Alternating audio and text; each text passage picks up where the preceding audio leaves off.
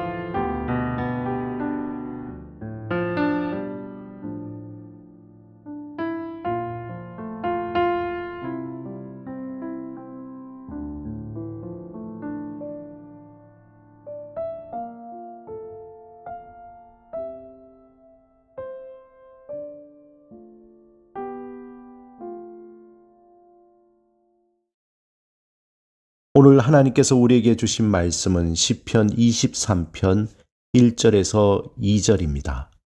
함께 말씀을 읽고 우리에게 들려주시는 하나님의 음성을 듣겠습니다. 여호와는 나의 목자시니 내게 부족함이 없으리로다. 그가 나를 푸른 풀밭에 누이시며 쉴 만한 물가로 인도하시는도다. 오늘 본문에 여호와는 나의 목자시니라고 할 때 하나님을 목자라고 시인은 표현했습니다. 유목민이었던 유대인에게 목자라는 존재는 절대적인 의미입니다. 특별히 양떼에게 목자는 생명과 같은 존재입니다. 양은 목자가 없이는 먹을 수도 마실 수도 없고 또 어디로 가야 할지도 모르는 존재입니다. 마찬가지로 유대인들은 그들의 역사를 통해 하나님이 곧 그들의 목자가 되셔서 먹이시고 입히시고 생명의 길로 인도하신 분이십니다. 그런데 양이나 유대인에게 절대적인 존재였던 목자 되시는 하나님에게 한 가지 수식어가 더 붙습니다. 예수님은 요한복음 10장에서 하나님이 어떤 목자이신지 자세히 표현해 주셨습니다. 나는 선한 목자라. 선한 목자는 양들을 위해 목숨을 버리노니. 하나님은 단순히 목자의 차원을 넘어서서 선한 목자이십니다. 그분은 자신의 목숨을 내어주기까지 우리의 생명을 보호하시고 지키시는 분이십니다.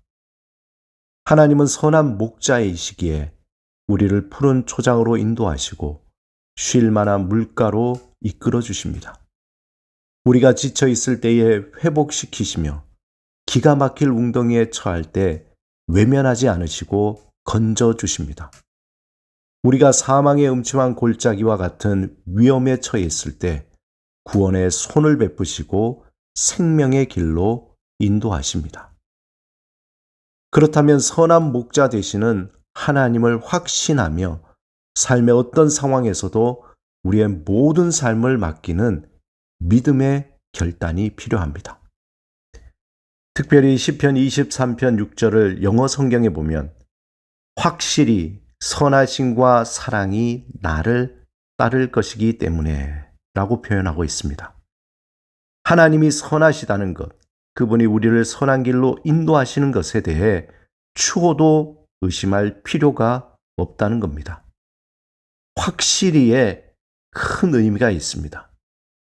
선한 목자 되신 하나님을 따르기로 결단했는데 예상치 못한 고난과 고통을 만날 때 우리의 믿음이 흔들리기 시작합니다. 오직 선한 목자 되신 하나님만을 의지하며 살겠다고 확신했는데 가슴에 큰 구멍이 난 것 같은 허무한 일을 당할 때 하나님을 향한 확신이 순식간에 사라져버립니다. 하나님을 향한 믿음이 아닌 깊은 배신감이 들고 마음의 분노와 악한 생각으로 가득 차게 됩니다. 우리 마음에 하나님은 선한 목자라면서요 라는 말을 되뇌이게 됩니다. 목자가 양을 이끌고 푸른 초장과 쉴만한 물가로 인도할 때 항상 평지만 있는 것이 아닙니다. 항상 따뜻한 햇살과 시원한 바람만 있는 것도 아닙니다. 때로는 높은 언덕을 넘어가야 하고 거친 바위를 지나가야 합니다. 때로는 거센 비바람이 치는 날씨를 뚫고 갈 때도 있습니다. 분명한 것은 목자는 어떤 상황에서도 끝까지 양떼를 버리지 않고 쉴 만한 물가와 푸른 초장으로 이끈다는 것입니다. 요한복음 10장 11절에 나는 선한 목자라 선한 목자는 양들을 위하여 목숨을 버리거니와 선한 목자 되신 하나님은 우리를 위해 십자가에서 자신의 외아들을 내어주셨습니다. 자신의 생명도 아낌없이 내어주시기까지 우리를 살리시고 먹이시고 보호하시는 선한 목자 되신 분이 우리의 하나님이십니다. 삶의 어떤 상황일지라도 선한 목자 되신 하나님만을 의지하며 살아갈 때 비록 상황은 칠흑같이 어둡고 긴 터널 같지만 푸른 초장과 쉴만한 물가와 같은 평안으로 담대하게 살 수 있습니다. 성령의 열매 중에 양선은 말 그대로 어질고 착하다라는 뜻입니다. 이것은 영적으로 성령 안에서 선하신 하나님을 사모하는 마음입니다. 시편 34편 8절과 9절에 너희는 여호와의 선하심을 맛보아 알지어다. 그를 경외하는 자에게는 부족함이 없도다 라고 말씀합니다. 또한 마태복음 12장 35절에 보면 선한 사람은 그 쌓은 선에서 선한 것을 내고 악한 사람은 그 쌓은 악에서 악한 것을 내느니라.